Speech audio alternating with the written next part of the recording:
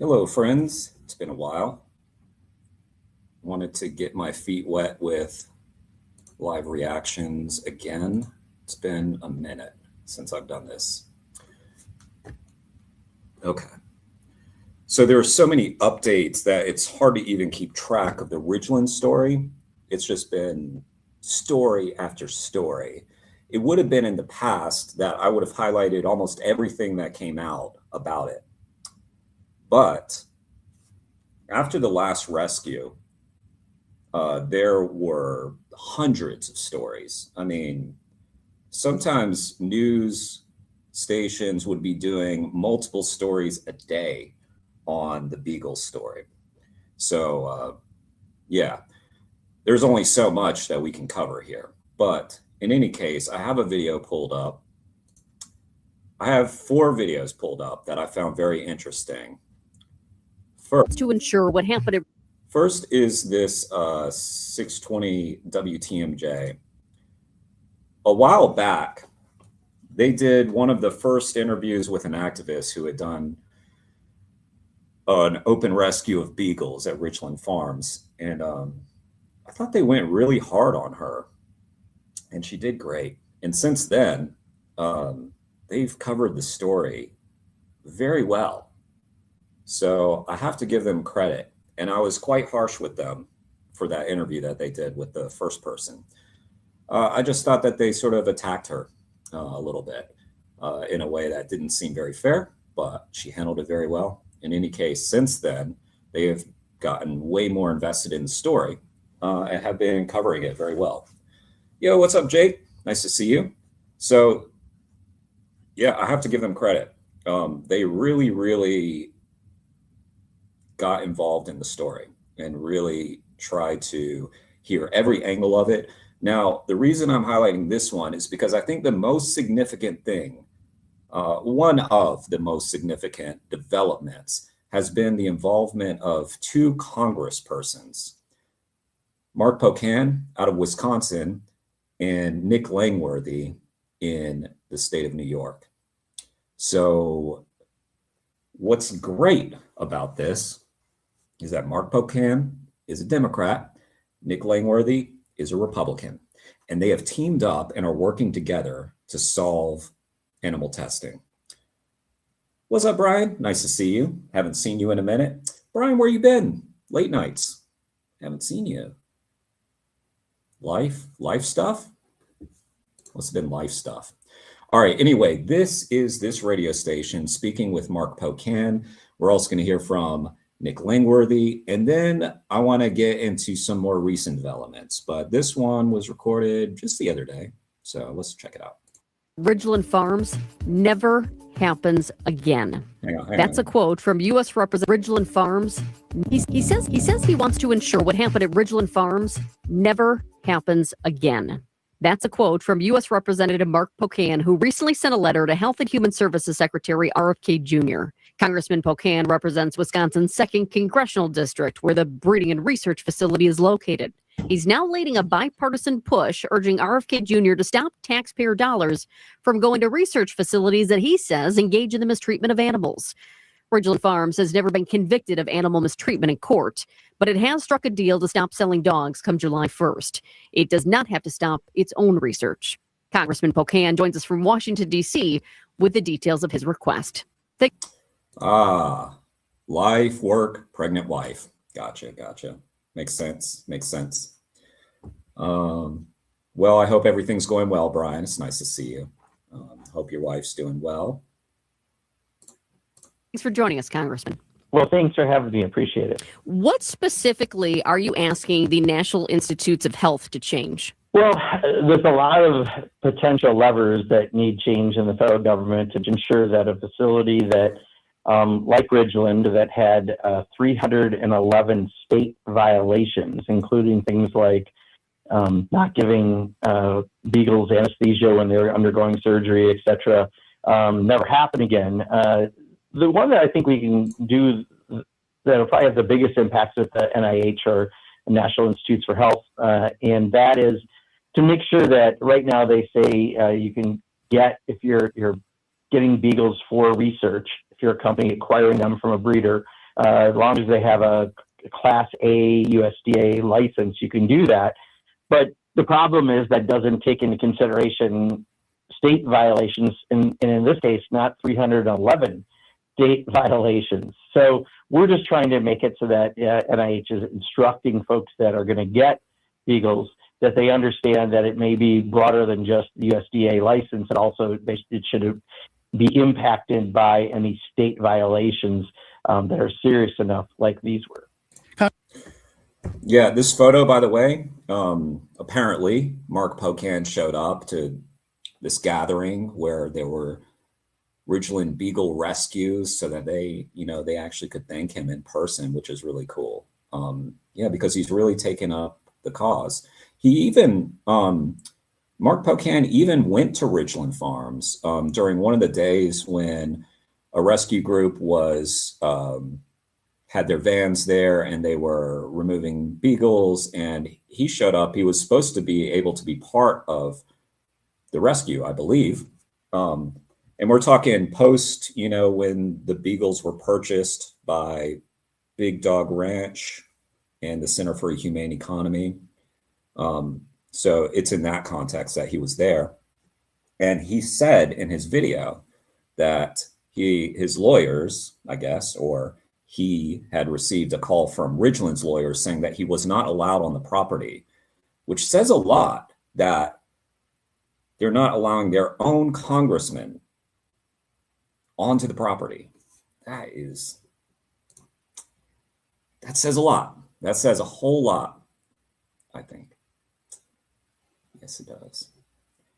Hey, whoever's here, can you confirm for me whether or not my microphone sounds okay? So new mic, and trying to make sure that the settings are good. I've done an interview, by the way, with Chris Bryant. Let me link to that, actually. And then I couldn't hear it in my headphones, but when I listened back to it, man, my microphone was way too hot. So apologies, Chris Bryant. But I guess he didn't mind. Well, yeah, let me link to that. That was fun. Chris is a cool guy. So if y'all haven't seen that.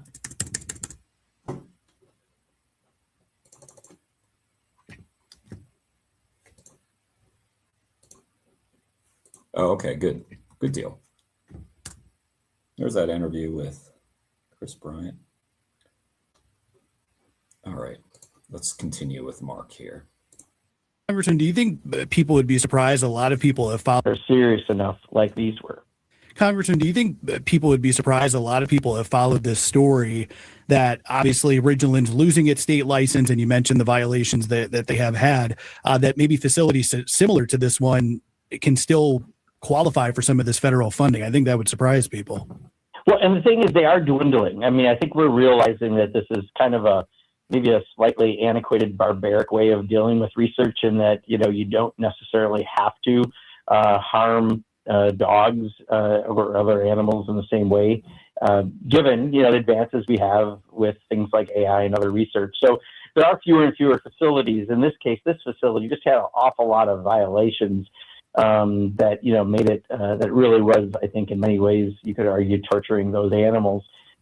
But right now, there's a couple things. One, I mean, can we make sure that, you only get beagles from a facility that is at least, run properly? But also, even on testing, this is something I learned recently. When you have a control group or a placebo group that, there's maybe no actual test medicine is given to, they still destroy those dogs like they do the others at the end of a test. And that really doesn't make a lot of sense. It's really extra cruel, and we really want government participating in that level of cruelty. I think people wouldn't think that happens, and yet unfortunately it does. Ridglan Farms denies any abuse happens at its facility. It does euthanize some of the dogs in the end. This is a facility that's been in Dane County, Wisconsin for 60 years now. And then you have Marshall Bioresources, which is an even larger breeding facility in Wayne County, New York, that's been in business for nearly 90 years. I noticed Representative Langworthy signed this letter too. Marshall is in his district. Before you sent this letter, you specifically... I could be wrong, but I think it's not Langworthy's district, actually. I think it's adjacent to his district. I could be wrong.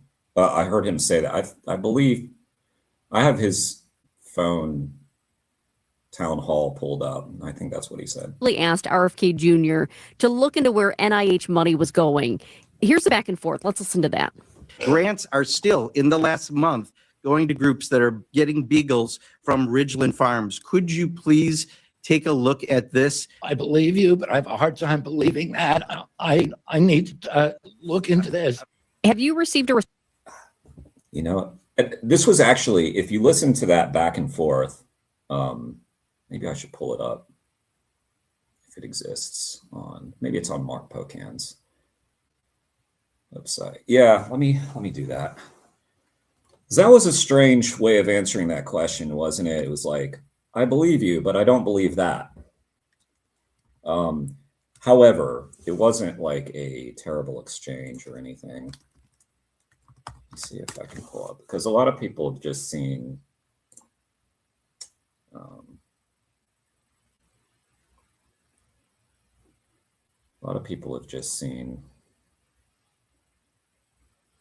the social media clips of this. Yeah, let me pull this up here.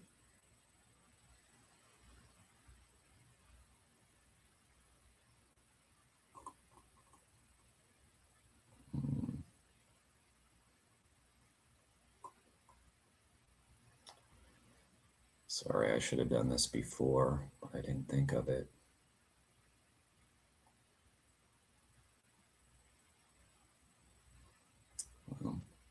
Scintillating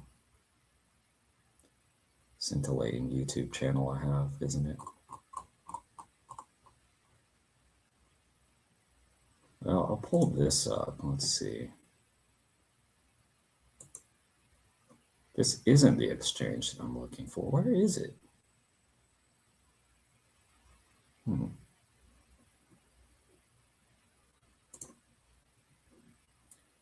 Anyway, this is Mark Pocan. Let's hear from him. Support of the manager's amendment and would like to thank you, Mr. Chairman. I rise in support of the manager's amendment and would like to thank the subcommittee chair and the ranking member and the staff on the subcommittee for including language in this package on a very nonpartisan but important issue. Ridglan Farms is a dog breeding and research facility located in my district in Wisconsin. It currently houses about 2,000 beagles. And many of the dogs bred at Ridglan Farms are used for biomedical research, pharmaceutical testing, and toxicology studies. Last year, the Wisconsin Department of Agriculture, Trade, and Consumer Protection cited Ridglan for 308 counts of mistreating dogs. These violations included significant deficiencies in veterinary care, sanitation, housing conditions, and overall treatment of the animals. There were documented instances of stagnant waste and poor ventilation so severe that it made inspectors physically ill. Multiple cages with rusted or broken wires caused cysts and infections, and dogs were often subjected to removal of their vocal cords, and in certain instances, allegedly without anesthesia or pain management. Following the investigation, the facility agreed to a settlement to surrender its state commercial dog breeding license by July 1st of this year. Even though this facility was cited for hundreds of violations, demonstrating systematic and ongoing animal mistreatment, this facility was allowed to maintain its USDA Class A breeder license. Months after the facility was cited with hundreds of violations and agreed to surrender its state dog breeding license, the USDA conducted an inspection of the facility and determined it was still qualified as a Class A USDA licensing facility.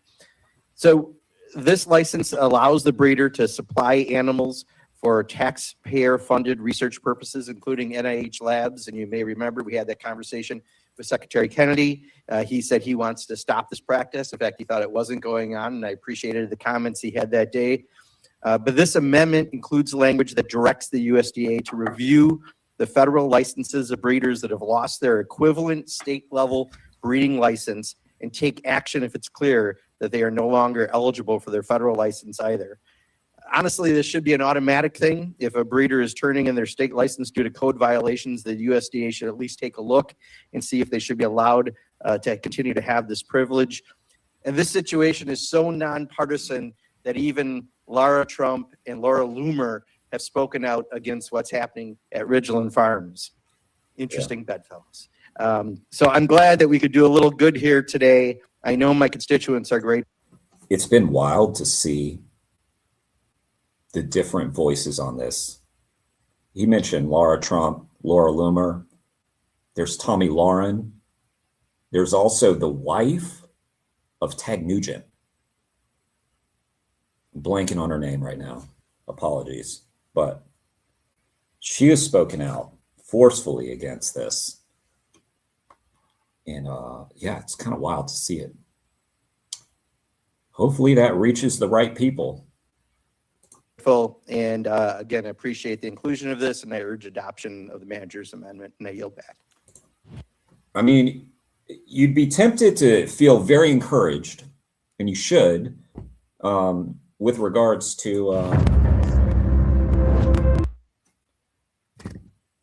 good fella, that Mark.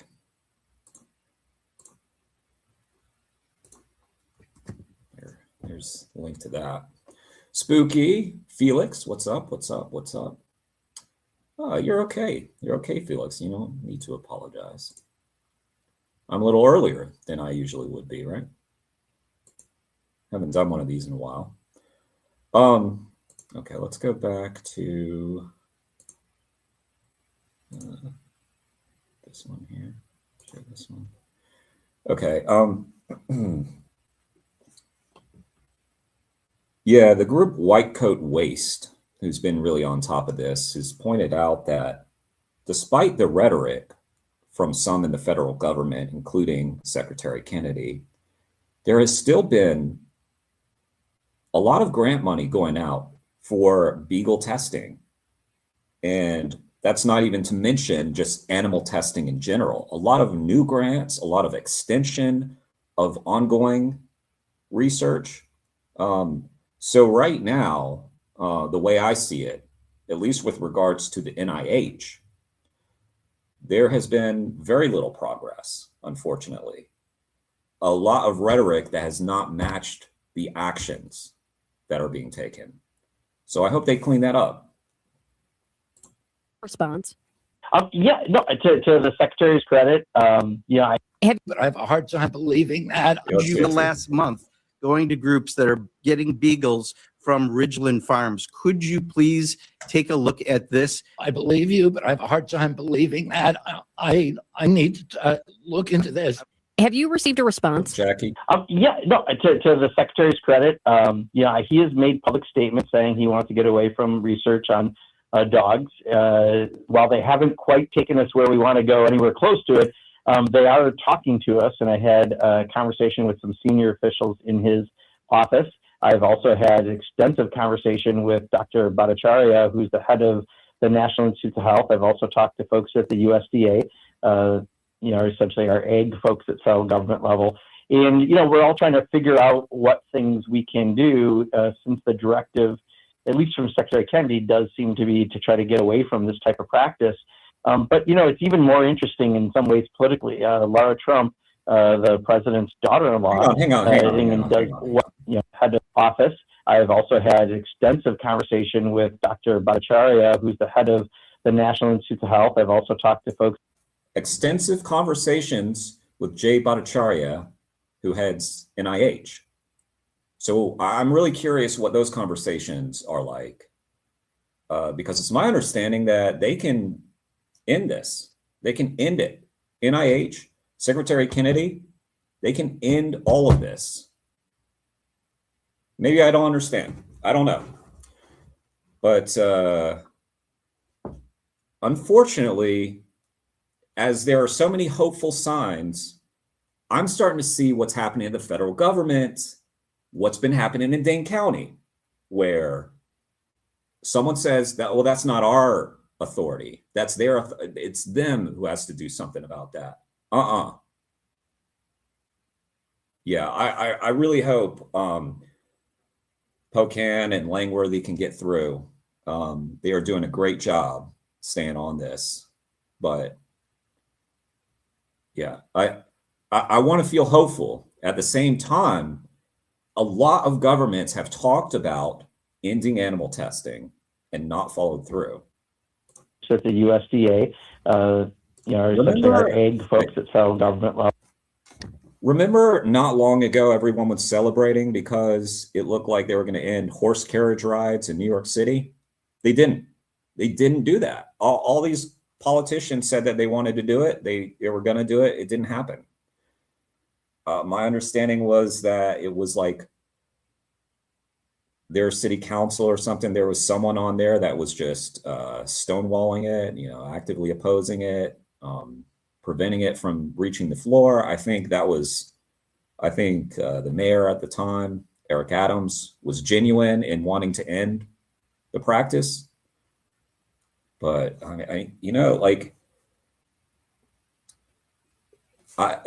politicians, I feel like they need to exhaust their resources. They need to exhaust what they can do. And in addition to that, for instance, Tony Evers in Wisconsin gave this interview saying you didn't have a magic wand to do this, to just, end the situation at Ridglan Farms. I don't know what his authority is. I understand that it's much more extensive than that. I mean, what does the governor do if not govern the state? He could direct his, his deputies to get on it. And apparently that's not happening. But at the very least, what a governor and what a politician and what someone with a bully pulpit can do is use that bully pulpit and start making statements, letting the public know what your intentions are and where you stand on an issue. And in Wisconsin, there has been Francesca Hong, who's running for governor as a Democrat, has made a statement about this. And to my understanding, none of the other gubernatorial candidates have done so. So apparently Evers is retiring, and then a bunch of people are running in a primary to replace Evers. And as far as I can tell, Francesca Hong is the only person who has spoken out against what's going on at Ridglan. Deafening silence from the others. So that's disappointing. And I find that at the very least, these politicians could be speaking out against it, which obviously still wouldn't be enough because we don't just want words, we want action. But in any case, yeah, that's what's been going on there. All right.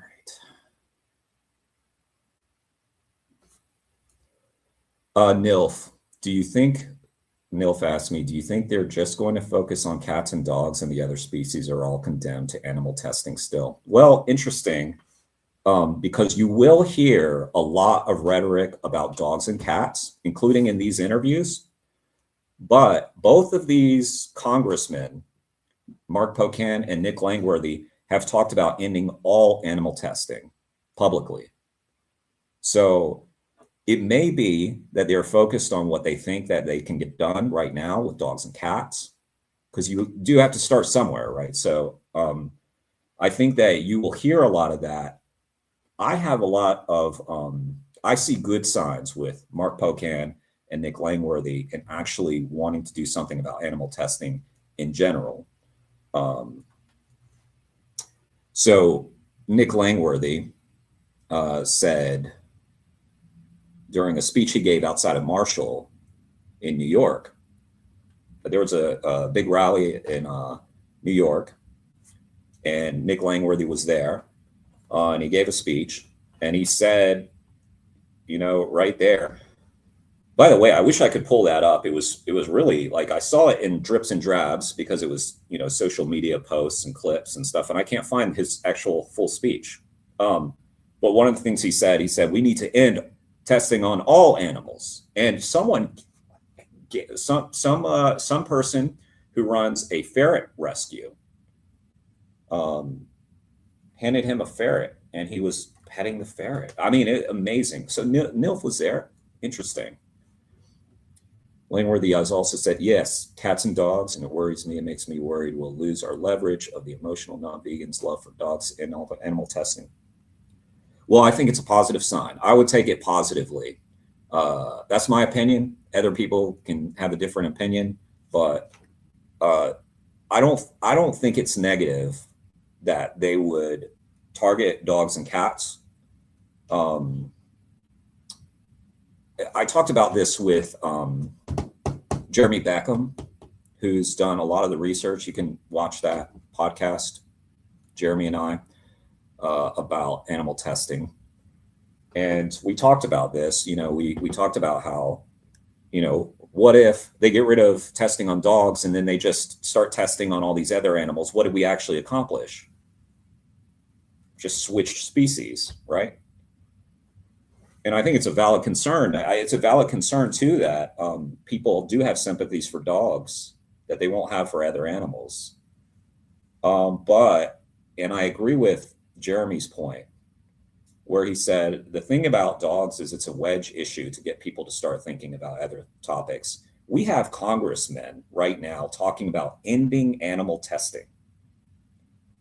And they have made several comments to that effect, ending animal testing and moving on to, the other ways of testing. That's a real positive sign. So I wouldn't feel discouraged by that, Nilf. That's my opinion. I feel very encouraged by these two.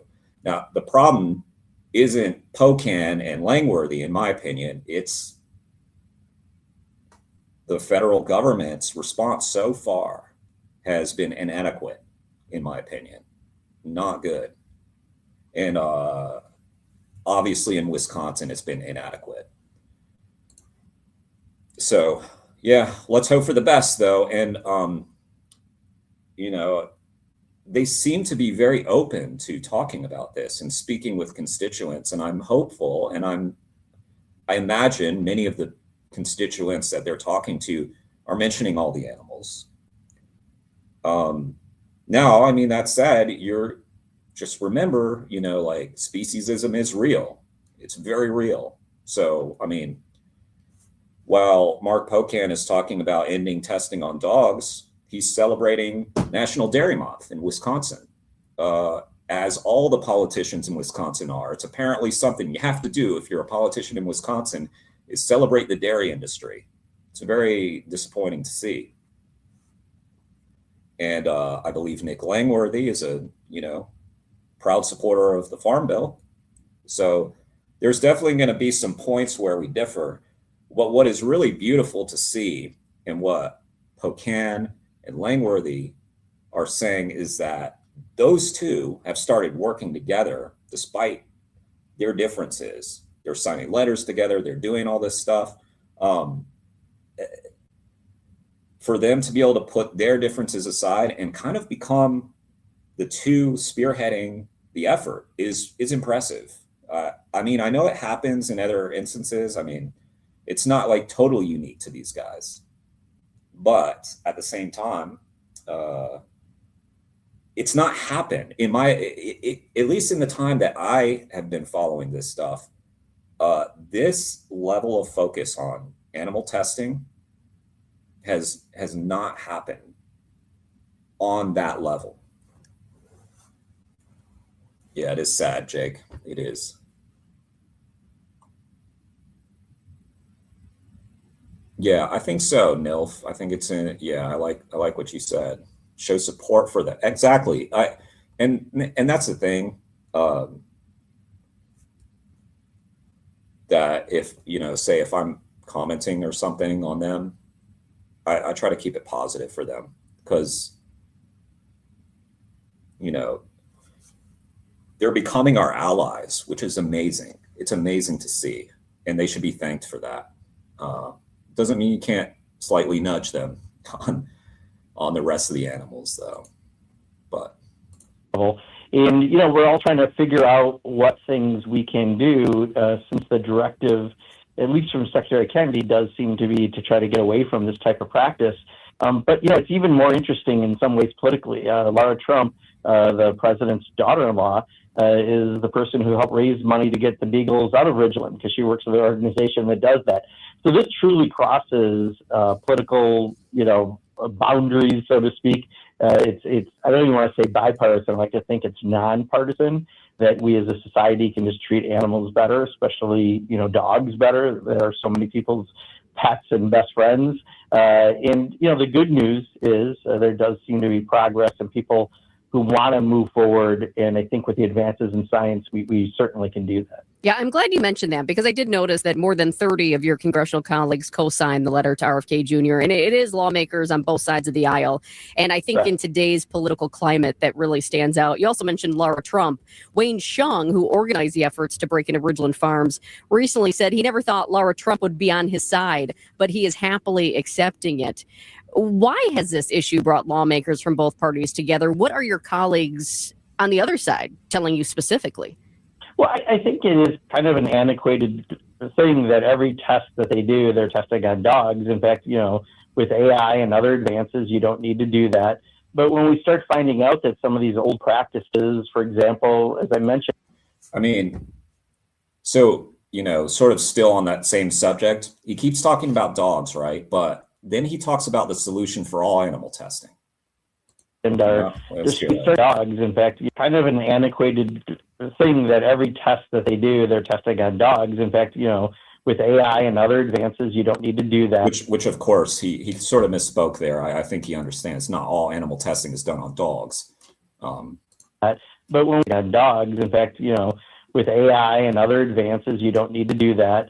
But when we start finding out that some of these old practices, for example, as I mentioned, are destroying dogs that have had, a control group, a placebo, it makes zero sense. And again, that's not on the left-right spectrum. It's on the, humanity spectrum. And thankfully, there are in both parties people who care about humanity and or dogs in this case, and they realize that it is wrong to mistreat animals, especially since so many people have dogs in particular as their pets. So I'm just glad we've got a broader spectrum. I think things are moving in the right direction. They're always moving slower than I and others would like to see them, but I understand with federal government things sometimes move that way.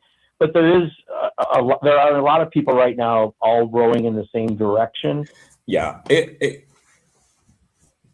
having covered state politics for like more than 10 years, and been very political over the years and follow politics, things move at glacial speed. So the rate at which this stuff is moving is like light speed. However, that's still not fast enough for these animals. So he's making a good point. It's still important to note that that's not good enough still. Glacial speed. And the fact that this is moving faster than typical stuff is good, but it's not fast enough. I forgot my charger. I need to be right back. So let me continue this out. And hopefully that direction is to make sure that, animals and dogs in particular aren't going to be abused. To get some of these policies changed, and again, it sounds like there is support on both sides. Is this something that the secretary and the department can just go ahead and change, or do you need to put legislation forward to get some of these policies to where you want them? Both, but I think what I'm working on right now, if you've watched Congress lately, we're not exactly the most productive. I think sloths watch us and wonder why we move so slow. So what we need to do is figure an all-above approach. What can we do? So right now, working with USDA, working with Health and Human Services, working with Dr. Bhattacharya at the National Institutes of Health. All of that is inclusive, and even the FDA we have to work on also for some of these measures. But they can do much just by directive in the office. And I think, we're just trying to get them all to move in the right direction in the office. To where you want them. The sides. Sure that, animals and dogs in particular aren't going to be abused. That's right. Federal government things sometimes move that way, but there are a lot of people right now all rowing in the same direction, and hopefully that direction is to make sure that animals, and dogs in particular, aren't going to be abused. Animals. He said it first. He did say it first. 110-ish people at the last Marshall event. 3 times as many people as last. That's great. Yeah, people are paying attention. It's really cool. What's up, Jason? Nice to see you.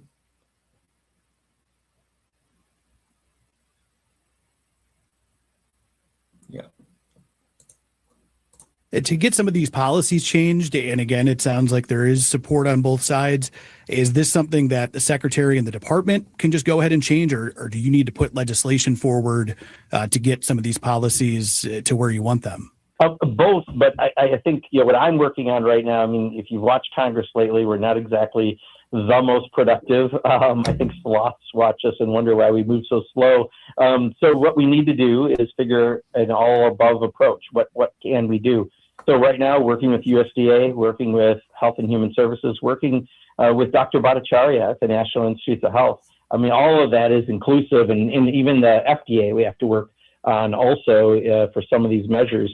But they can do much just by directive in the office. And I think, we're just trying to get them all to move in the right direction. And a small win at least will start getting us to that bigger win. And then hopefully there'll be a day where we're just not, testing on dogs in order to try to do what we can do without, given where we're at in science. We're talking with Congressman Mark Pocan. I know you talked about working with... As he said, there's a lot that they could just do with directives that they haven't done. They've been approving all these grants, extending grants and all this stuff, despite the rhetoric. With the USDA, you recently had a call with the USDA in regards to Ridglan Farms, and you called it productive. What exactly made it so? Well, I can hear it. I mean, they are trying to get to the right direction. In one case, they said they do think there's some legislative change required, but honestly, and I've been doing government for over 30 years. Sometimes they point the finger to another agency and the other agency points a finger there. And my job is just to make them kind of have those two. Sounds a lot like Wisconsin, doesn't it? Fingers touch. Sounds like Dane County in Wisconsin. And realize that together they can probably figure this out. But they need. Sounds like everywhere, sadly. A catalyst to do that. And I think that's part of it. And then if each of them takes on some changes that they can do without legislation, that will start moving us forward. So in some ways, it's just initiating the conversations, helping connect those dots, and figuring out exactly who has the ultimate responsibility, which, believe it or not, is often harder than it sounds in order to move things forward. I think I read on your social media post that you learned Ridglan Farms had been told to surrender its federal breeding license by July 1st, or the USDA would take official action. And I read it like 3 different times because I was like, the federal breeding license. And I reached out to Ridglan Farms about that. I also reached out to the USDA. Starting July 1st, as I mentioned off the top, Ridglan Farms will no longer be able to sell dogs under state law. And the company says that makes their federal Class A breeder license moot and unnecessary.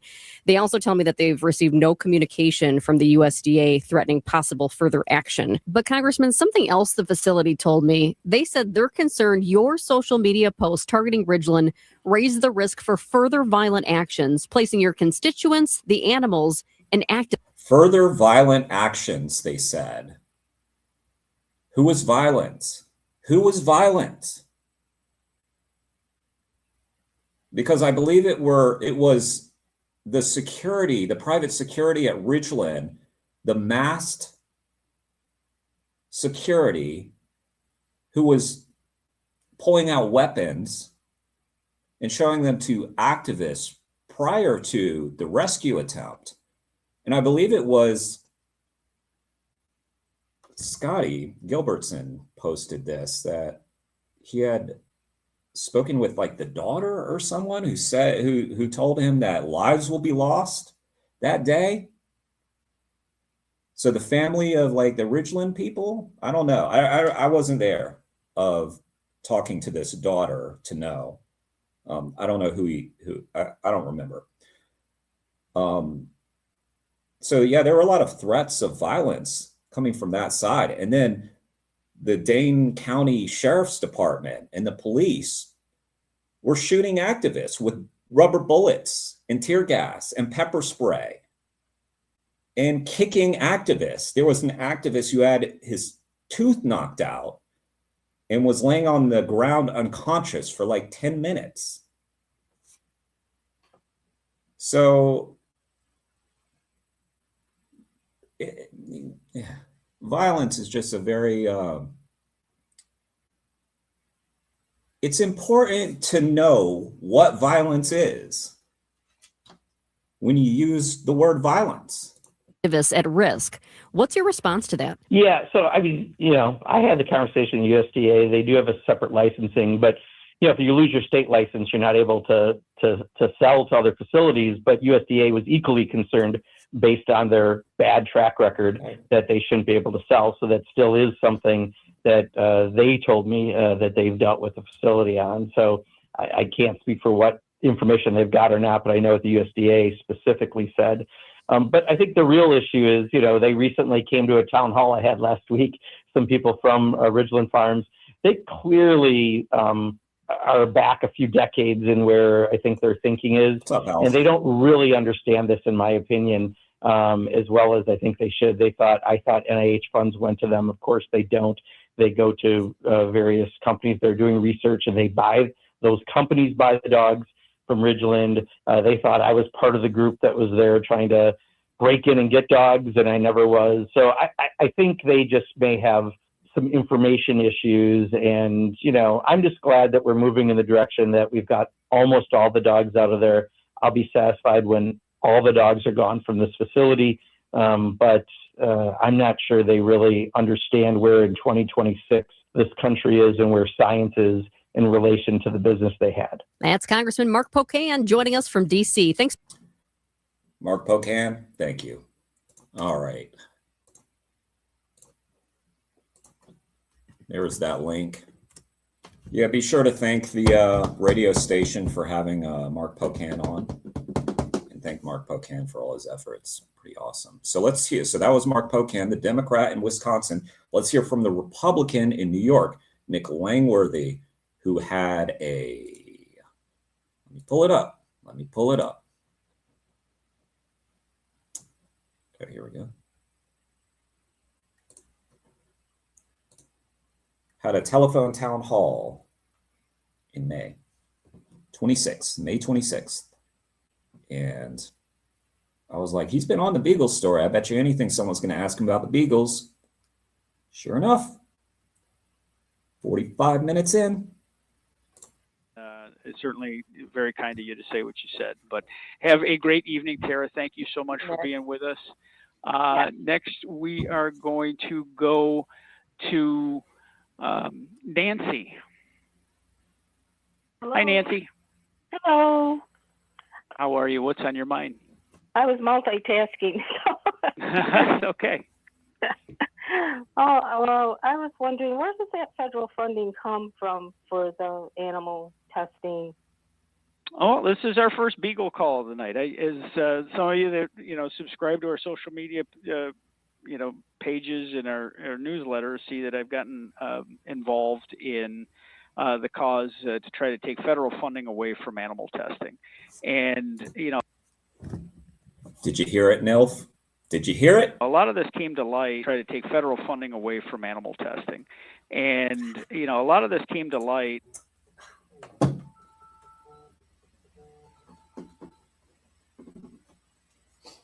Hang on a sec. Let me respond to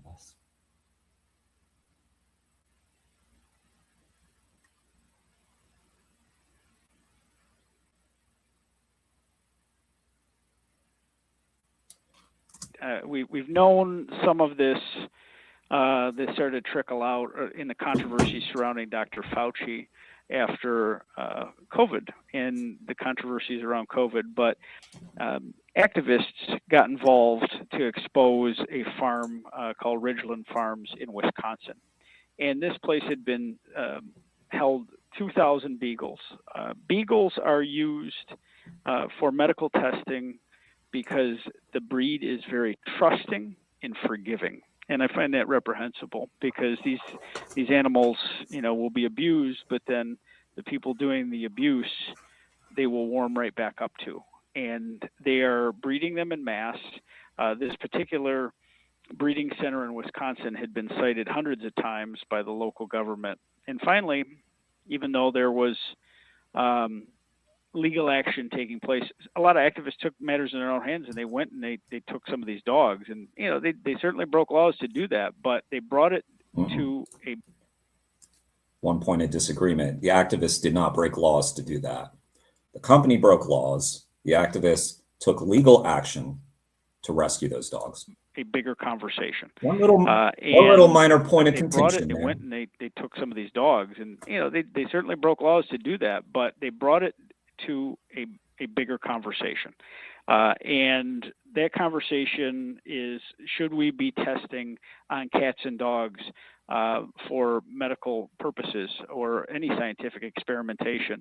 I mean, these dogs are being, and cats for that matter, are being experimented on without anesthesia, without any sort of care for their concerns. Many of them end up being euthanized after the fact.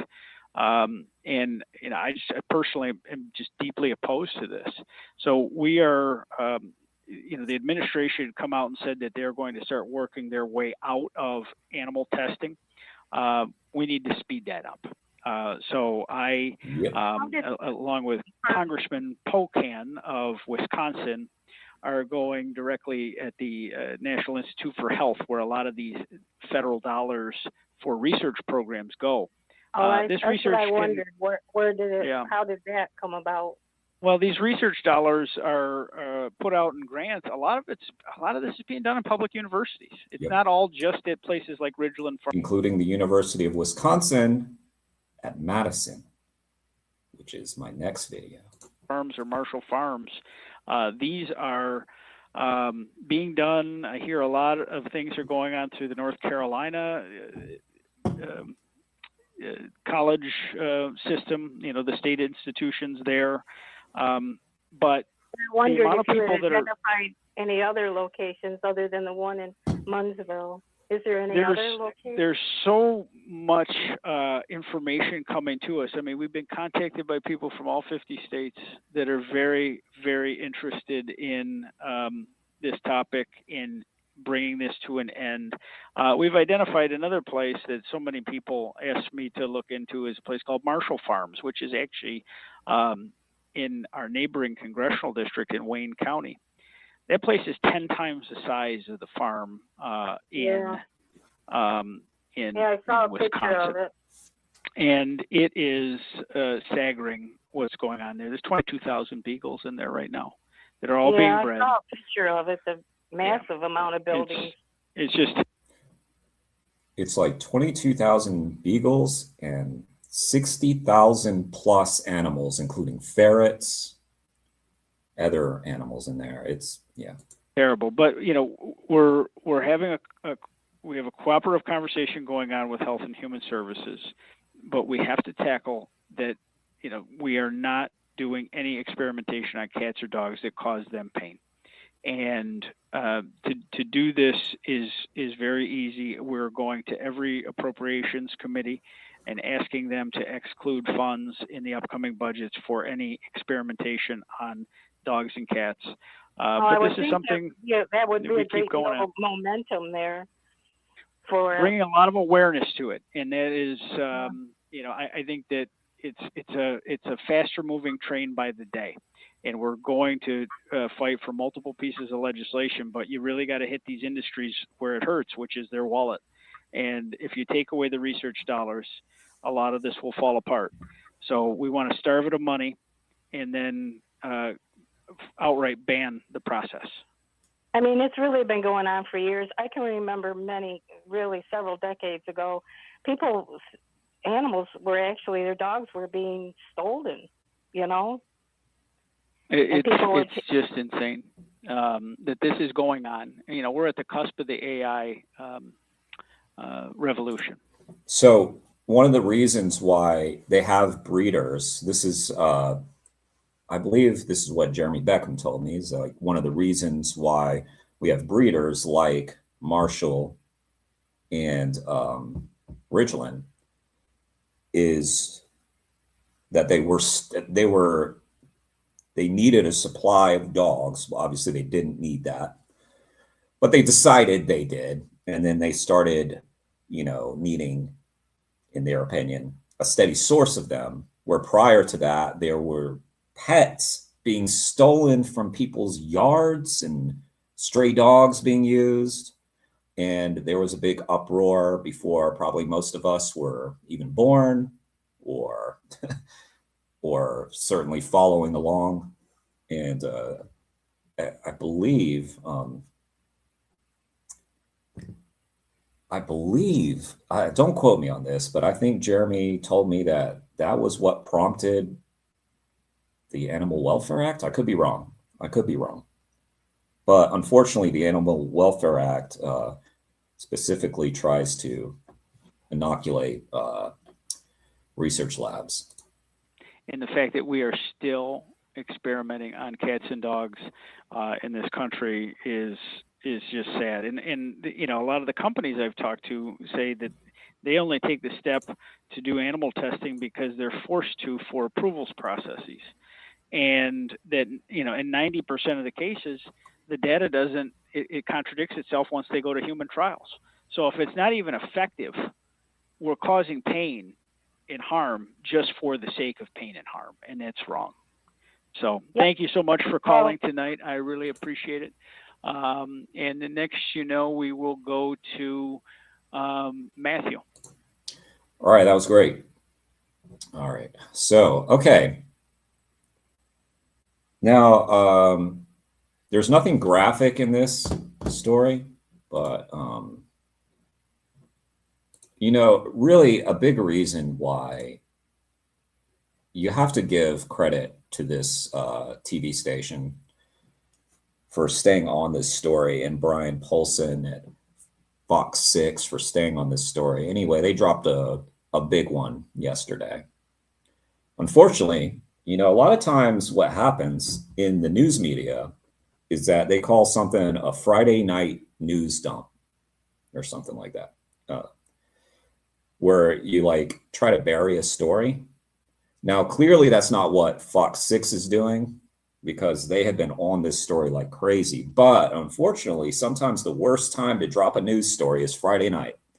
But anyway, Friday night, at least in drive time, I think it was right after workday for Wisconsin residents that this story came out. And before I even forget, let me pull up the gruesome photos that I'm not going to show you. I'm not going to show you this, but I am going to link it.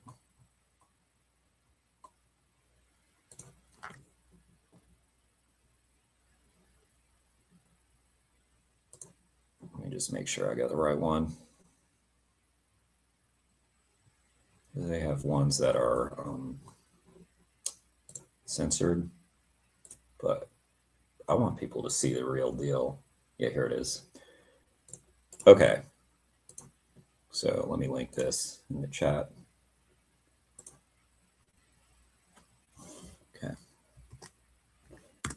So trigger warning, that link that I just shared shows very gruesome images of what happens to the Ridglan Beagles at UW-Madison. But here's the story from Fox 6, who continues to knock it out of the park.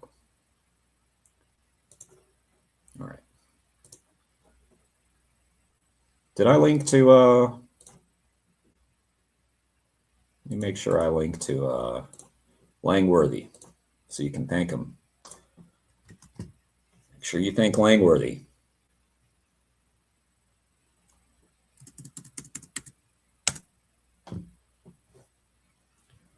All right, there's that. All right, here's the Fox 6. Of Wisconsin performed painful experiments on Ridglan Farms beagles, and those Fox 6 investigation finds the University of Wisconsin performed painful experiments on Ridglan Farms beagles, and those beagles didn't survive. Fox 6 investigator Brian Polson is here with the university's explanation and an animal rights group's call to action.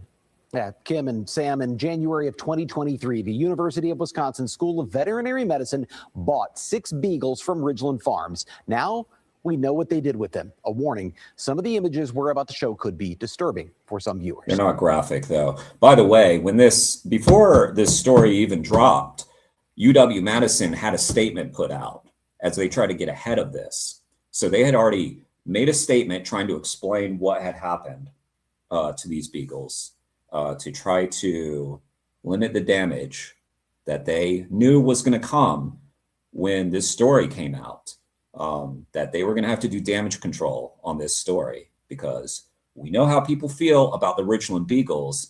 And I believe that UW-Madison has been sitting on this information for a while. We've known that they were a buyer of Ridglan Beagles.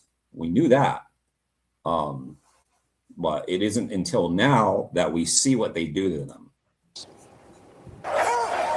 More than 1,600 beagles once caged at Ridglan Farms are getting a second chance Atta girl. at life. That's a good girl. But for every Bailey, every Milo, Is that your toy? every Lucy, Ginger, or Magnolia May, there are countless others Look at what you saved these animals from. whose fate looks different. It's jarring, but we think it is also necessary because it shows us exactly what we are fighting against. Lindsay Sophis is with Rise for Animals, an animal rights group that obtained records and photographs documenting painful experiments on beagles at the University of Wisconsin School of Veterinary Medicine. Most of the photos are too graphic for us to show you. They illustrate what happened to 6 11-month-old dogs shipped from Ridglan Farms to the UW campus in 2023. These animals. Isn't that funny that they misspell the fucking thing on the official? Jesus. Were not sick. They were not suffering from the conditions that were under study or the interventions that were being researched.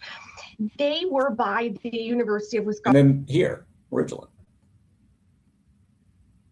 Wisconsin's own records, healthy at the time that they were purchased. The otherwise healthy dogs were later noted to be shivering, vomiting, and defecating in their crates. Some of the dogs were subjected to repeated surgical procedures just days apart. One experiment aimed to determine if Abbott Laboratories' Freestyle Libre glucose monitor works when a dog is under anesthesia. Another involved injecting a blue chemical to see where anesthesia actually goes inside a dog during surgery. Oh, where does the anesthesia go when I inject a dog with anesthesia? I don't know where it goes. Jesus Christ. Guys. Yes. What's up, Mason? Nice to see you. After the experiments, the dogs were euthanized. You don't know this already? Okay. I have to imagine that people already knew what happened to anesthesia when it was injected into a dog, considering they've been doing this for 50 plus years. How long? Wait, Cold War era. Wait, yeah, 50 years, something like that. For further study. I don't know. We have sacrificed one Don't life make me do math. for another. In a statement, the University of Wisconsin says the studies explored better ways to administer anesthesia that veterinarians across the country are now safely using. Why isn't that a good trade-off? These dogs did not volunteer for this. They did not consent to this, and they were really treated as tools. Sophis points out that researchers are never allowed to experiment on humans without informed consent, even if other humans might benefit. And it is our position that if it's unethical to do that in humans, it is also unethical to do that in dogs. It's unclear if UW has continued to experiment on dogs since 2023. It says the practice is an evolving one that the university will continue to examine going forward. But Sophis Oh, is it evolving? UW-Madison? Yeah, I bet it's evolving now, isn't it? says this is just one laboratory in a larger industry that still I bet a lot's evolving at UW-Madison right now. Experiments on more than 40,000 dogs a year. Even if you can't weigh in on the science itself, you can. I bet a lot is evolving over the last day at UW-Madison. Absolutely weigh in on what you believe is right and what you believe is wrong. Above all, she says there's no such thing as a research dog. These are dogs. They are just dogs who unfortunately have suffered a different fate. Those studies in 2023 were funded by the University of Wisconsin Foundation. That is the school's private fundraising arm. In a statement published to the UW website, those studies in 2023 were funded by the University of Wisconsin Foundation. That is the school's private fundraising arm. The private fundraising arm. I have speculated without evidence, because I don't have any evidence of this, that the silence from some prominent politicians in Wisconsin may have something to do with the University of Wisconsin at Madison.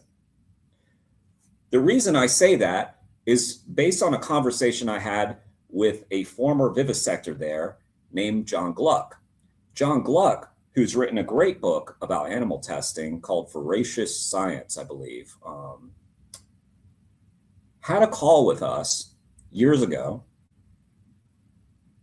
around the time when Wayne, Paul Picklesheimer, and Eva Hamer were facing 16 years in prison for their 2017 open rescue of 3 beagles from Ridglan Farms, including Julie, the now famous beagle who was spinning.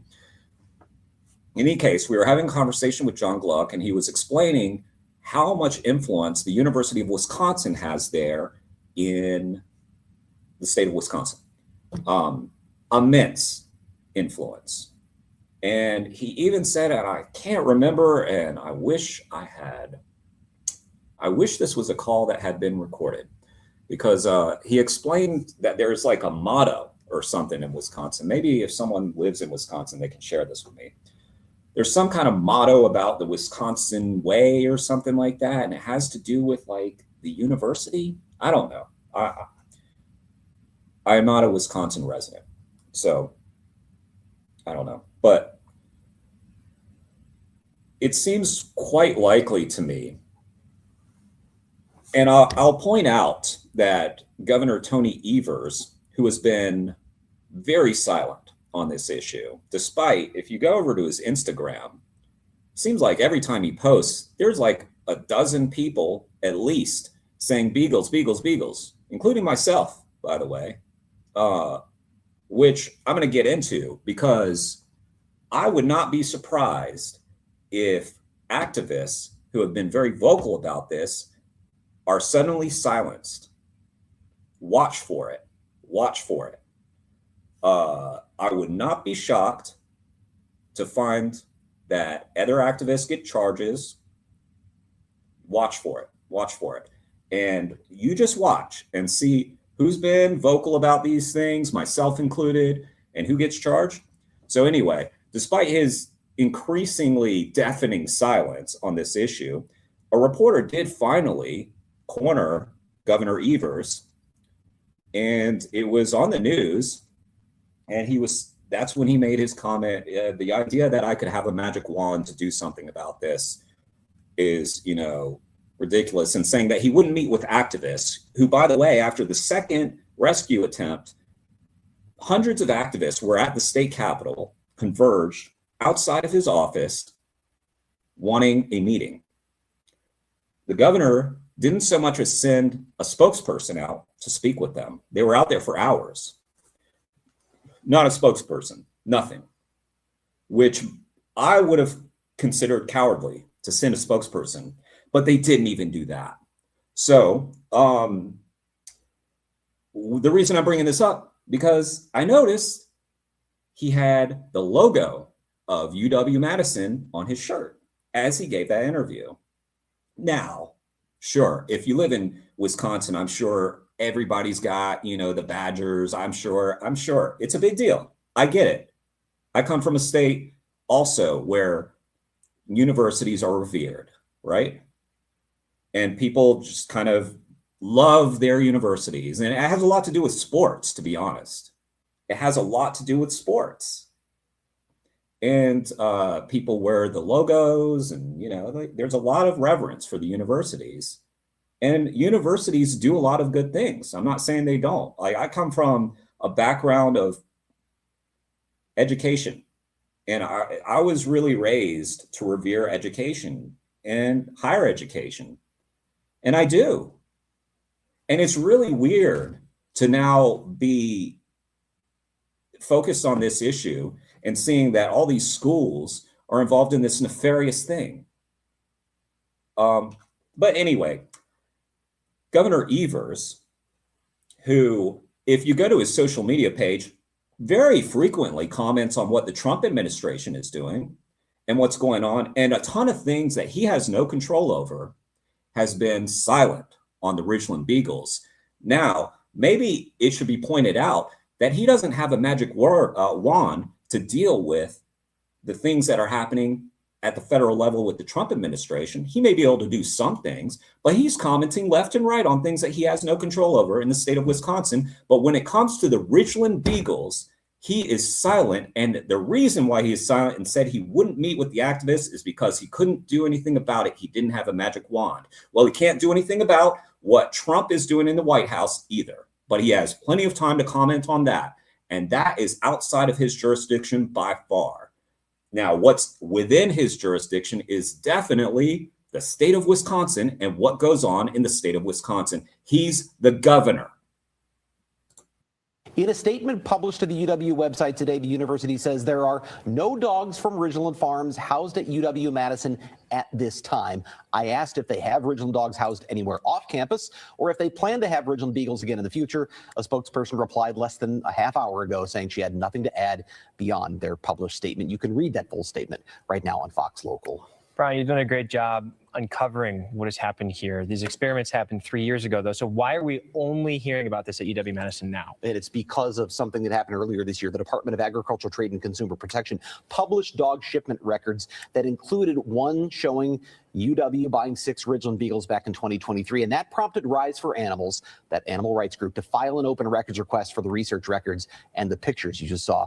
That's what they brought to us because of our extensive coverage on this issue. We had some good news. 135 beagles came out of Ridglan this week, and that leaves maybe 500 more. What do we know about them? Last we heard there were 650, now another 135 come out. What we know is that Ridglan still has until July 1st to sell those dogs or to keep them for after July 1st for in-house experiments. We still know rescue groups are trying to negotiate for more. Meanwhile, Democratic Congressman Mark Pocan of Wisconsin is working with Republican Congressman Nick Langworthy of New York to reduce or eliminate federal funding of dog experimentation. That work is ongoing. There are so many stories of these Ridglan rescues, as they've been labeled. Every day. 2 weeks ago, you told us about Bailey, who is one of these dogs that was diagnosed with cancer. Do we have any update on how she is doing? We do, and it's actually good news. Gene and Lyle Truax took Bailey to the UW vet school, by the way, of the same school that did these experiments.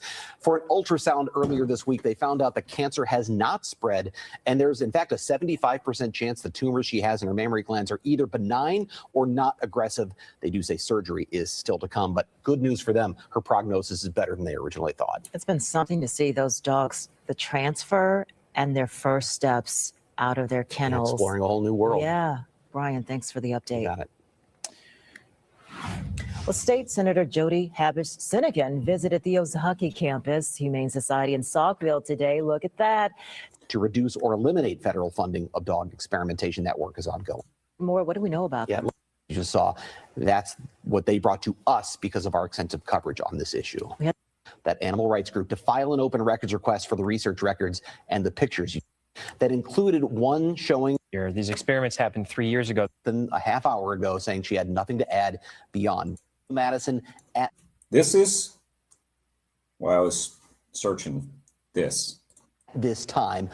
School's private fundraising arm. 3 were funded by the University of Wisconsin Foundation. That is the school's private fundraising arm. Wait, no. Hang on. Published to the UW Wisconsin. These are dogs. They are just dogs who unfortunately have suffered a different fate. Those studies in 2023 were funded by the University of Wisconsin Foundation. That is funded by the University of Wisconsin Foundation, the school's private fundraising arm. In a statement published to the UW website today, the university says there are no dogs from Ridglan Farms housed at UW-Madison at this time. At this time. There are no dogs from Ridglan housed at UW-Madison at this time?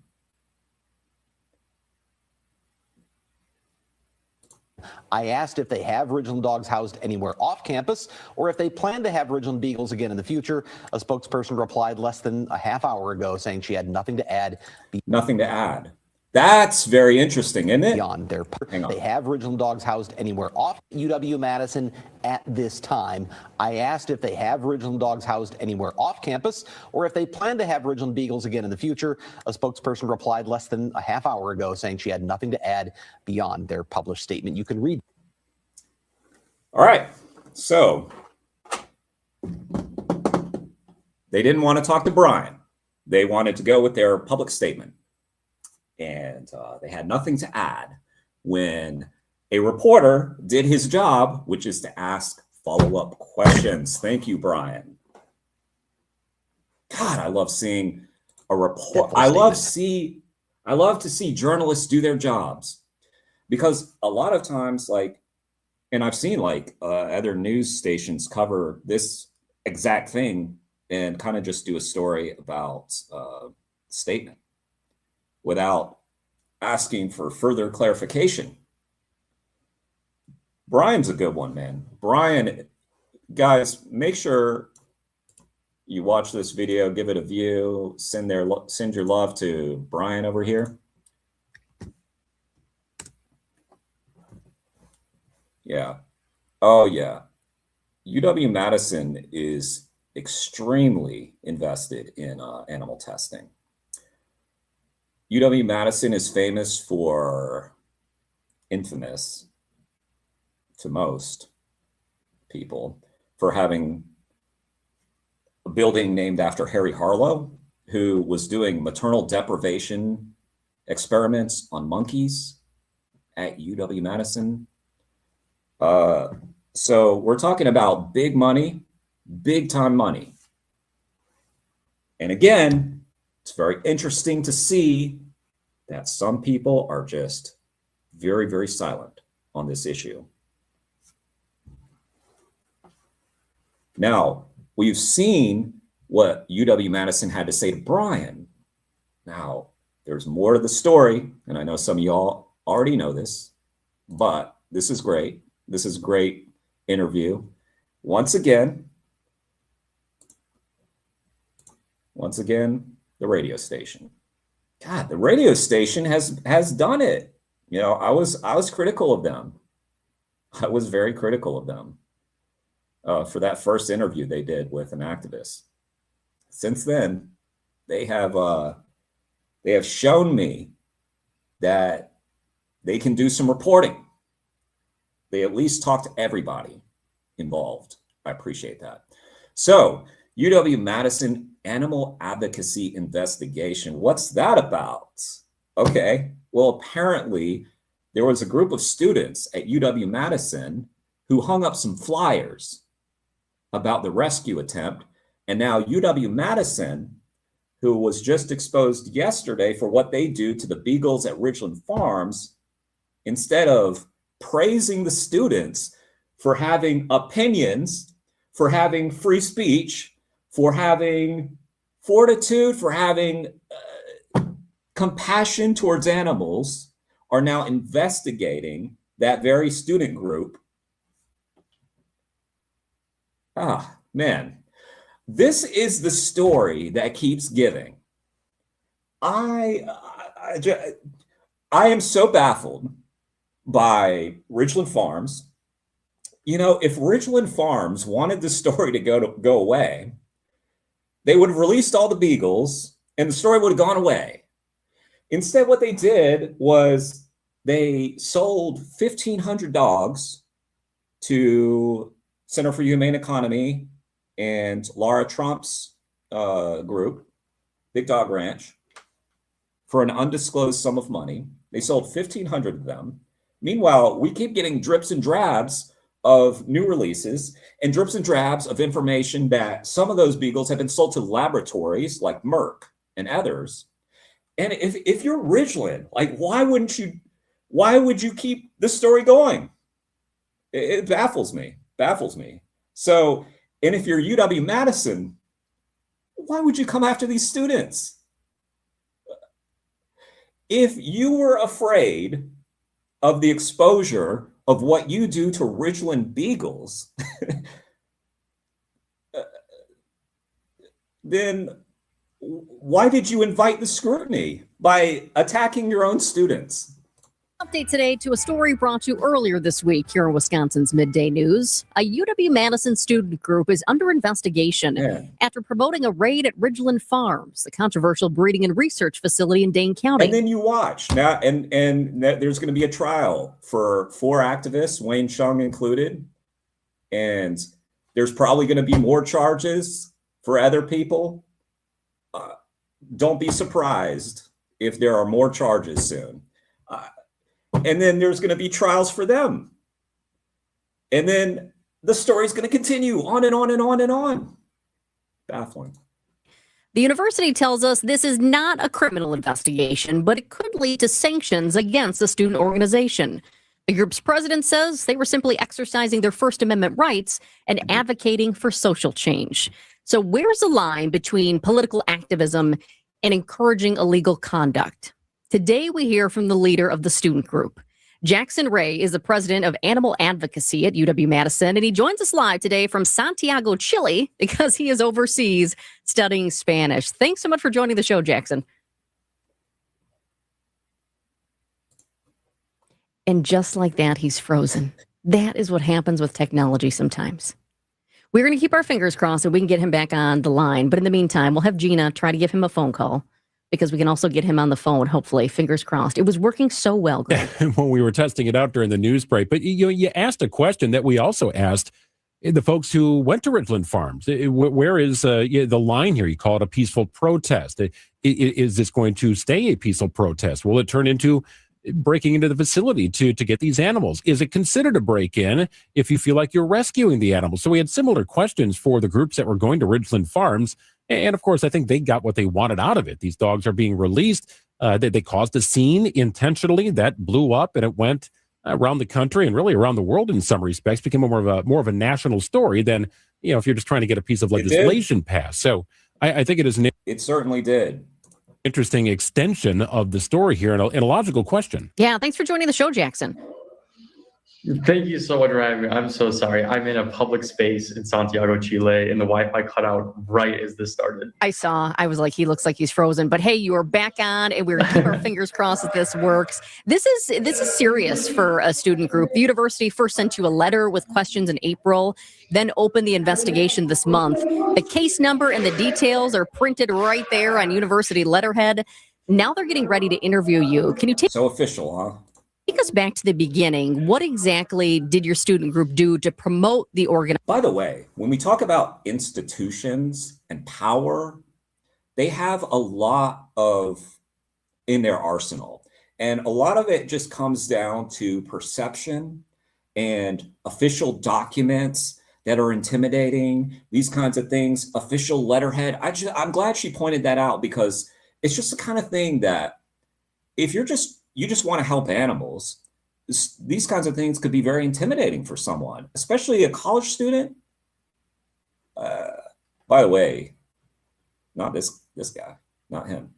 Nice efforts to go to Ridglan Farms and get the beagles. And how widely did you promote it? 100%. So the thing that we did that is in question here is we printed flyers that advertised the open rescue at Ridglan Farm. You didn't. Okay, I take back what I said. He printed flyers.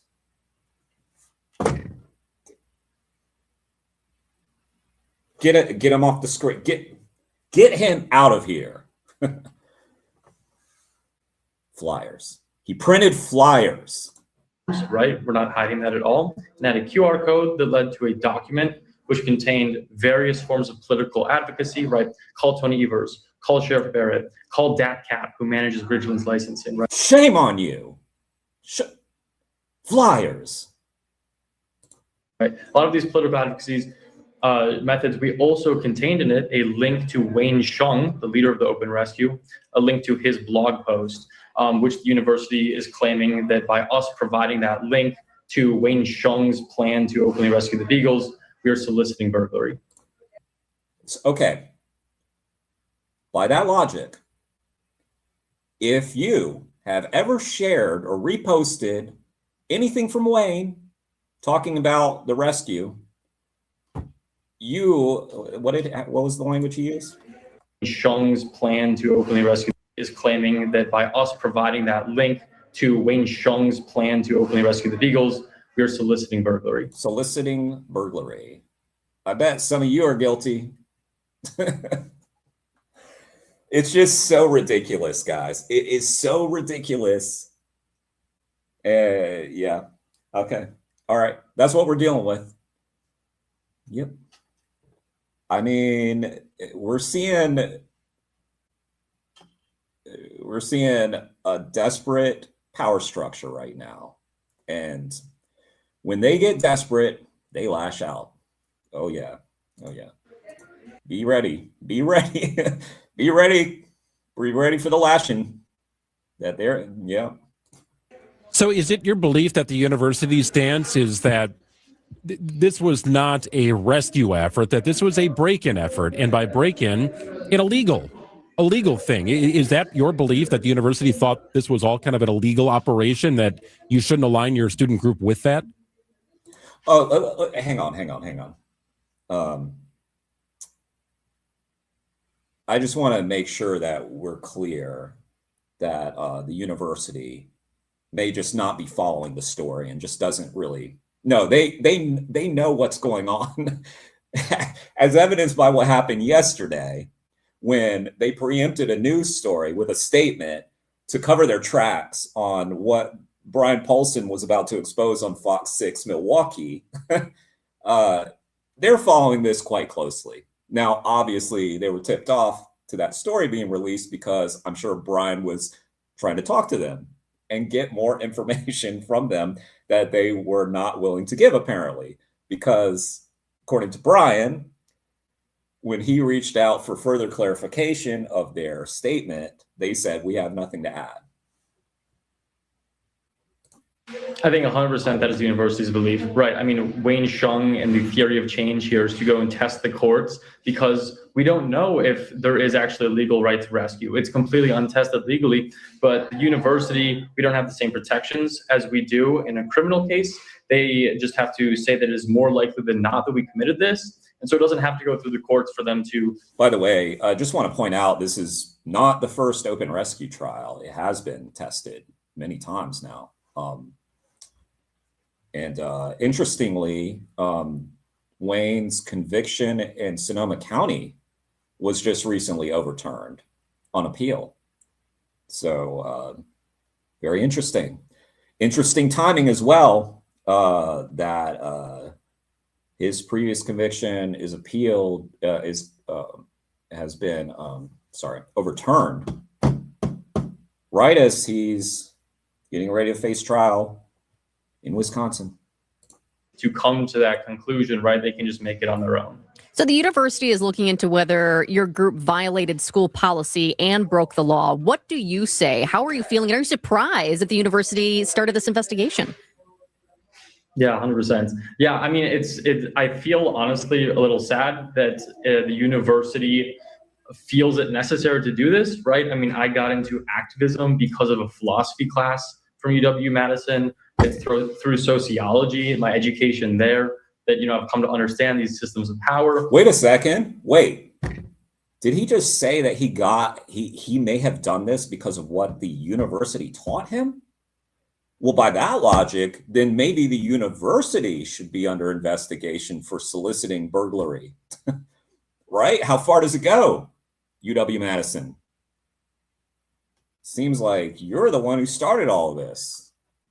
And why I'm continuing to do this and continuing to question, what we're told. And so I think it's really troubling that the university has taken the stance that us, advocating politically is not protected, right?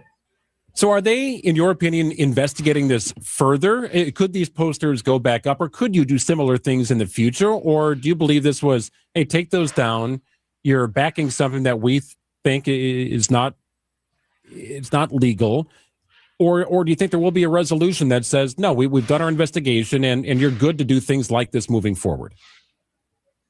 I think 100% the intent behind this and why so many people are worried about this is it is a attempt to set a legal precedent for future student activism, right?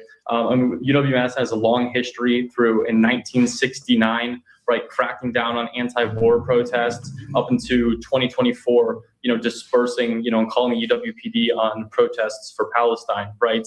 And now we can see them doing this again in 2026 against us, advocating for, the freeing of these 2,000 Beagles. And so I think 100% it's not just asking us to take the posters down. They want to get us for solicitation and set a clear precedent that, this sort of radical activism, as they look at it, will not be tolerated. I think it's about them being a Ridglan buyer. I think that's exactly what it's about. It's about the fact that animal testing itself is coming under scrutiny, and that is probably what pays a lot of the bills at UW-Madison. And there's a lot of money involved. And that's what I think's going on. We're talking with Jackson Ray. He's the president of animal advocacy at UW-Madison. He's joining us live from Santiago, Chile. He's overseas right now studying Spanish. It's always money. But the University of Wisconsin-Madison is investigating his student group after promoting a raid at Ridglan Farms. Were your flyers and posters successful? Were students from UW-Madison among the group who tried to get into Ridglan Farms in April? And did you go? Yeah, I think that's a really important. By the way, I as he explained it, all they did was link to a blog where he talks about the Beagles, where Wayne talked about the Beagles. It's like, okay, if you link to something, then are you responsible for everything that was said? For instance, I'm just really curious, like if I react to a video on YouTube, right, on my channel, am I responsible for the content of the video that I'm reacting to? Because that seems to be the logic here. So by that logic, then I'm responsible for what she says, he says, and he says. And every time I've watched a video about the history of the animal rights movement, what is that going to come up later? Because, oh, Jeremy watched a video about, some thing that took place in the past. Oh, then that must mean, oh, Jeremy's all about that. Is that really what we're doing?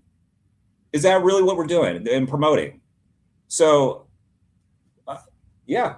And again, on social media, does that mean that if you've reshared someone talking about something, then you're responsible for that? That would cover a lot of people. I mean, at what point do you have free speech anymore? Do you have any, according to this? When it comes to vivisection, does anybody have free speech? Or is there so much money involved and so many players and government agencies and universities and politicians involved that they can silence all of it? I had a very interesting conversation about why this situation is different than like previous open rescues. I mean, it's different in many ways, obviously. But one of the differences that this person told me is just the fact that it's vivisection. That's it. And when you go after vivisection in America or anywhere, talk about a response, man. Question, right? They're accusing us of soliciting this burglary, right? So were we actually there? I think it's hard because, right, animal advocacy, UW-Madison, I'm here as an official representative of them and as the president of animal advocacy, right? Our goal in those flyers was to spread information about it, right? And to get people to take political advocacy actions, right? Call people in power, completely legal avenues of change. However, there were students at the open rescues, right, in their own individual capacity. And I myself personally, in my own individual capacity, separate from animal advocacy, was at the open rescues supporting as I could. So what do you believe the university is truly investigating then? I think there's kind of this legal concept using law as pretext, right? Where you go after, somebody or a group for one thing, but really you're trying to get them for the other thing. And I think I want to point out another thing here. There's nothing to investigate, right? There's no investigation needed. They put up flyers. You got all the information on the flyer. You know the people in the group. So remember what I said, like how they have all these tools to intimidate the official letterhead, official uniform, whatever, suits and ties, an investigation.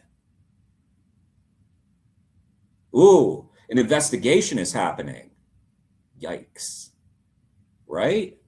Like it can be creepy. He just told you what happened. There's flyers at your school. What are you investigating?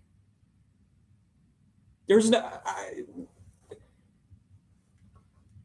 The investigation is a fear tactic, in my opinion. We're opening an investigation into you. Ooh, be quiet. By the way, this guy is very bright. I'm always impressed when someone so young is just doing so well in interviews. Because I remember back in the day, so when I started in radio, I was in college. And I just remember the absolute trepidation that I had to just be live on the air. Nobody was interviewing me. I was just going on to say a few things for like a minute. And I was nervous. And then you have impressive guys like this, probably the same age as I was when I was trembling to be on the air, just calm and collected, being asked about being under investigation, where it's like his words are actually like really mattering, right? It matters. I'm just very impressed. I'm very impressed with this guy.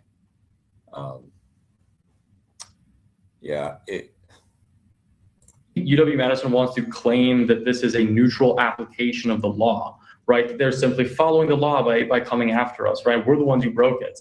But the truth is that there were 10 years of inaction from government officials against Ridglan Farms when there was clear proof of felony animal abuse, even when there was... Which, by the way, I want to point out something, which could be speaking well of the very university that is now coming after him. Because as he pointed out, he got involved in activism based on a great philosophy course that he had at UW-Madison. So surely good things are happening at that school if you're cultivating bright, brave, very capable individuals like this guy. So why are you doing the Beagle shit, UW? My God. Can you read the room? Like, can you read the... I've always been baffled that they use dogs, because you would think that they would understand the PR nightmare that would evoke if it got out that man's best friend and the cute beagles were being tested upon. And you would think if these universities who are filled with bright individuals, smart people, and government filled hopefully with some smart people, you'd think that they would at least, let's find some ugly animals to use. I know it's not better. It's just from a PR standpoint. Beagles, kittens, monkeys, rats, mice, they're all fucking adorable, these animals. They're adorable animals. It's just so crazy to me. So crazy. Was felony animal abuse determined by prosecutors, there was still no action, right? And so that is not a neutral application of the law. And similarly, right, I do not think UW-Madison is neutrally applying the law to us. And so I think that they disagree heavily with what we're doing and trying to shut that down. We will know that Ridgeland Farms has never been convicted of animal mistreatment. They have come to a deal where they will. She always points that out, by the way. She always says that. Fair point, I guess, but if you've come to an agreement based, on the fact that the government had found you in violation of the law and that a special prosecutor found that there was reason to charge them with felonies if they did not give up their breeding license, it's kind of a weird point to make, gotta say. Shut down their operations. It just sort of sounds like you're saying, like, well, listen, there is no evidence, it's not been proved. Okay. I guess, I should go eat. She's being fair. She is being fair. So. We will know that Ridgeland Farms has never been convicted of animal mistreatment. They have come to a deal where they will shut down their operations July. They just took a deal. 1st to breed animals to sell to other groups for research, but they can still breed animals for their own research and conduct their own research there at the Dane County facility. University of Wisconsin-Madison has purchased beagles from Ridgeland Farms in the past. I'm curious what your group knows about that and how well that is known on campus. It's known a lot more today. Yeah, 100%. I don't think it's super well known on campus. Our group is aware of it. And they haven't purchased beagles in the very recent years. I believe the last ones were around 2023. But I mean, it is no doubt that, follow the money and that there is certainly a moneyed interest in this, not just because they're buying beagles from Ridgeland Farms, but more largely because UW-Madison has very strong ties to the biomedical industry. See, this guy is going to grow up. I mean, he's an adult. I know. He's going to grow up and do big things. For one, he knew that 2023, he knew the year. He knew that. He knows about the broader context of animal testing at UW-Madison. Obviously, he's with this animal group. But as he pointed out, it's not widely known on campus. And I wonder why that is. Another attempt is organized next month because we know there are still beagles, even though two groups came together, Center for Humane Economy and Big Dog Ranch Rescue came together and purchased 1,500 beagles. And now many of them are in homes with families across the country and here in Wisconsin. But there are still at least 500 beagles, we believe, inside Ridgeland Farms. And we know that groups want to get those beagles out as well. So if another attempt is organized next month, with your student group now under investigation by the university, would your group promote that? I think that our group, if there was another open rescue planned, I think that we would 100% continue to exercise our First Amendment right to political advocacy, right? We never did in the past, advocate for students who directly participate. And in a similar vein, these actions, they need, media attention and public support leading up to it, and then the aftermath. And we will be there 100% of the way for those steps, right? Jackson, was anybody from your student group or yourself arrested? No. I'd wonder, just because of the investigation process, if that's something that they're looking into, just to wonder how involved their students were, how these flyers, these things brought people out to Ridgeland Farms to participate. I think I would want to know. I think if I'm a university employee, who was involved, what level of involvement, where are people arrested? I think that's an interesting angle to the investigation. Well, and Jackson, I noticed you had said that you were the investigation that doesn't need to be an investigation because all the information is already out there. I mean, what do you need to investigate? Again, these words, these processes are built to intimidate. Investigation, it sounds scary.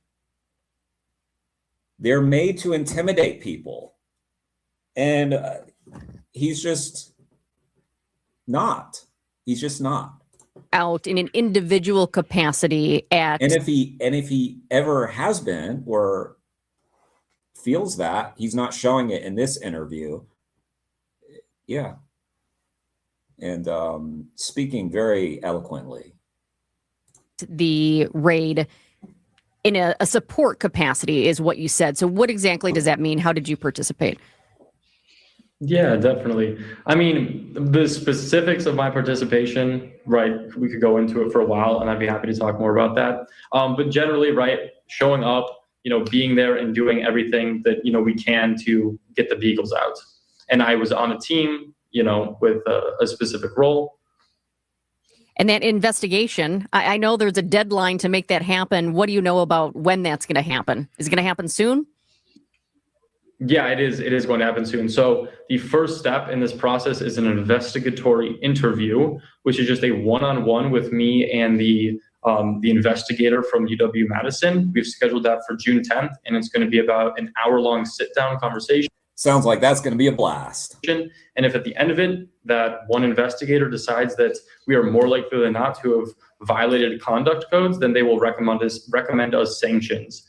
And from there, we can appeal that, which will then go to a larger public judicial hearing. Are you worried your group could be kicked off campus or that something could happen along those lines? Obviously, you care a lot about this group. Yeah, I'm really worried about that. I think, honestly, more than that, though, I'm worried about the students, the actual individual members that make up our organization, because I've had students come to me and express concerns and fears around this investigation, because it is within the university's powers to launch criminal investigations and also to launch individual intimidation. Intimidate the students so that they'll be quiet, so that the word doesn't get out to the student population that UW-Madison is a purchaser of Ridglan Beagles, the viral story that has gone worldwide. And unfortunately for UW-Madison, thanks to Rise for Animals and Brian Paulson, that story came out yesterday detailing more about what they do to the Ridglan Beagles. And it ain't pretty. It is not pretty. Academic misconduct investigations against students, potentially leading to expulsion, right? And so I think while I do care a lot about the organization and the funding that we have and everything we've built there, you can always rebuild. I'm more concerned with students and how this investigation is affecting them. Well, and I will say, when I reached out to the university, they were very specific with me, and they did say, I think it was even in bold type, that the university, this is not a criminal investigation, certainly at this point, but it could lead to sanctions against your group. Thank you so much for joining us. That is Jackson Ray, president of Animal Advocacy against your group. Thank you so much for joining us. That is Jackson Ray, president of Animal Advocacy at UW-Madison, joining us. Jackson Ray, president of Animal Advocacy at UW-Madison. Very, very well done, Jackson. Very well done. Yeah. And so the lesson from all of this is that when very entrenched power structures feel pressured, they lash out. And big money, power, a long time sense of control gets questioned, gets shaken. Ooh, they will come after people. So be ready for it. Be ready for that. And remember that things like this are just words, investigation and all that kind of stuff. It's just made to intimidate people from doing the right thing and using their First Amendment rights in this case. All right, I'm gonna leave it there. Let me just make sure. Yeah, there is a petition that Jake has shared and other ways to help that group. So I think it's unconscionable that the university is coming down on some of their most brightest and most compassionate students. So shame on them, and shame on them for what they do to the Ridglan Beagles. I'm going to drop that link again. Let me just make sure I drop the link to this interview so y'all can think and give them some views and thank them for covering the story so well.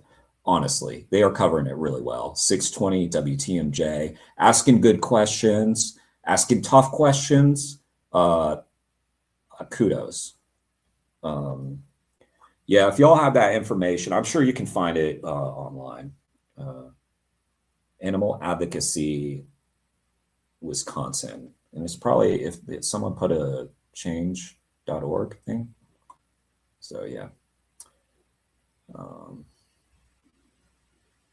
So yeah. All right. Well, thanks, guys. I just wanted to come on and do a live. I haven't done one in a long time. So I've been doing the gaming, but I haven't been doing these reaction streams. And one of the reasons is like there's been a lot going on, but also just that ordinarily, like I said at the beginning of this stream, I would really want to highlight a lot of the stuff that's been going on, but there's been so much that it's like where to even begin. But I think we found some good ones today. Maybe I'll see some of y'all soon. I don't know when I'm streaming again, but take care. Thank you all for being here. Appreciate it. Oh wait, you know what? For old time's sake, wait, don't go yet. Don't go yet. For old time's sake, I haven't done this in a while. Honored you all, right? I haven't honored you all. We used to do this. No copyright. There it is. Oscar music, no copyright. Got to do it. Got to do it. For the old time's sake. Okay, hang on. All right, share this tab.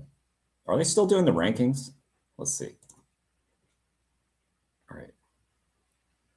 Who's number one? I don't even know. Let me take a look. Top fans. Ooh. Ooh. Wow. There's a top 3. Whoa, they got like more specific. The Sober Vegan, 149? How do you get 149 XP? And there's 152 for Jake? Wow. But most of them are like even. They're like 25, 100, 200. How did they get 152, 149? Wow.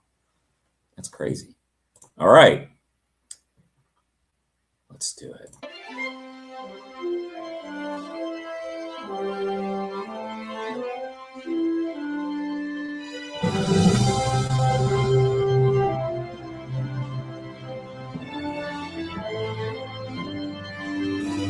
It's time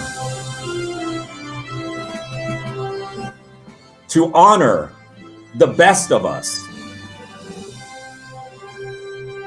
There can be only 3, but just know that I love you all, even though you're not quite as good as these 3 individuals.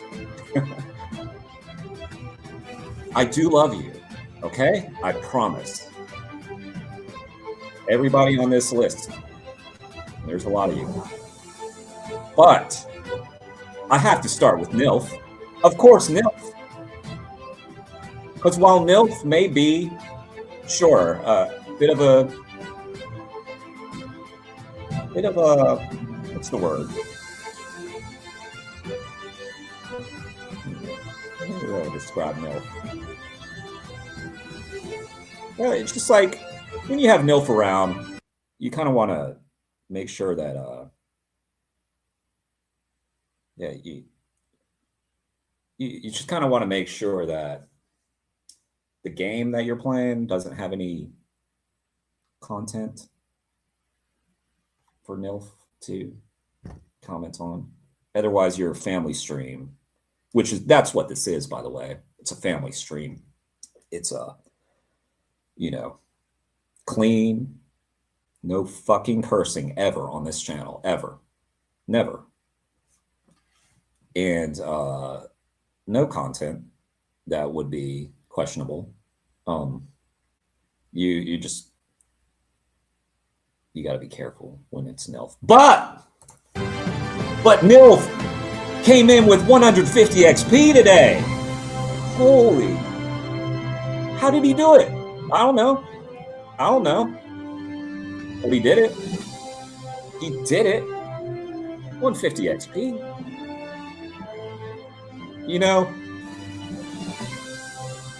I'm impressed by that. That was pretty good, NILF. But I feel like you could have I don't know, you could have got maybe 2 more XP, like Jake did. Jake Lagatere got 152.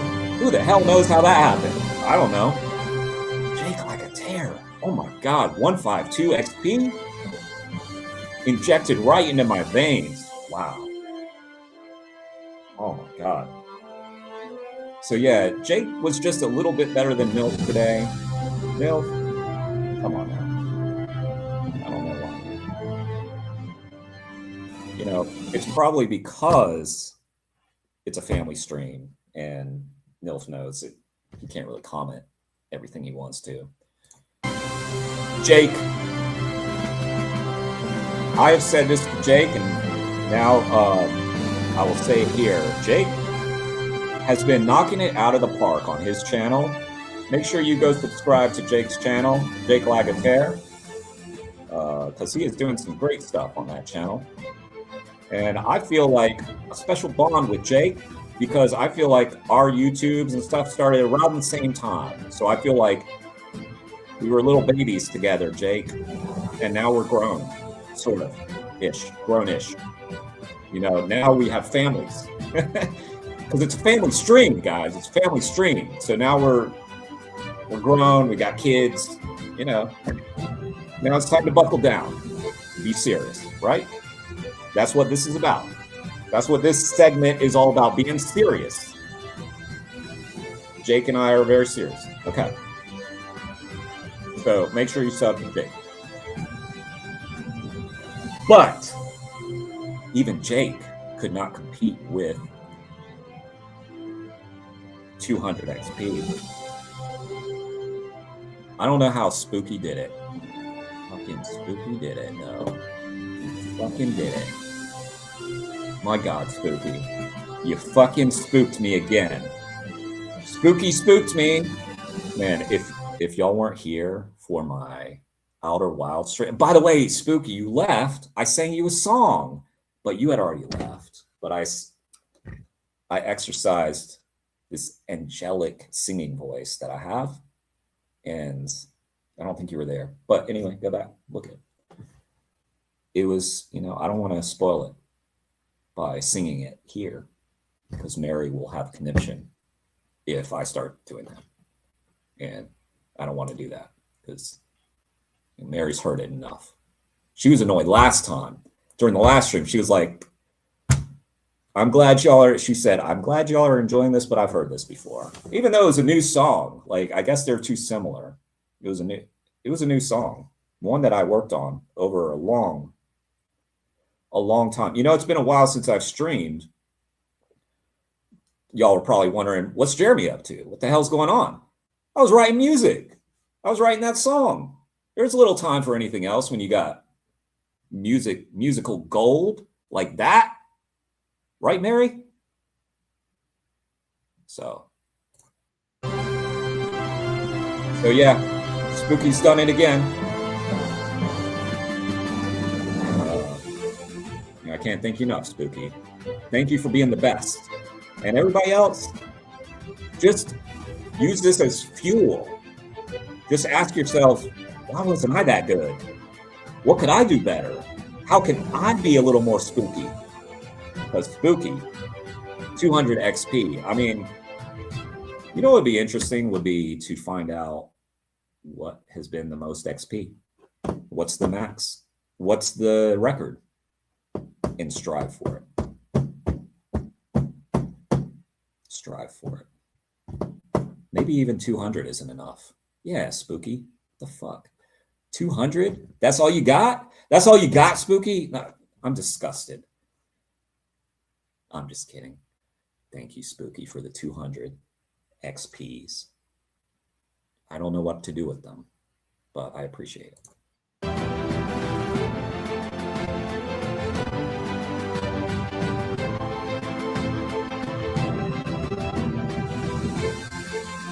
I've also been working on those dance moves, as you can probably tell. And you don't need to compliment me. I already know.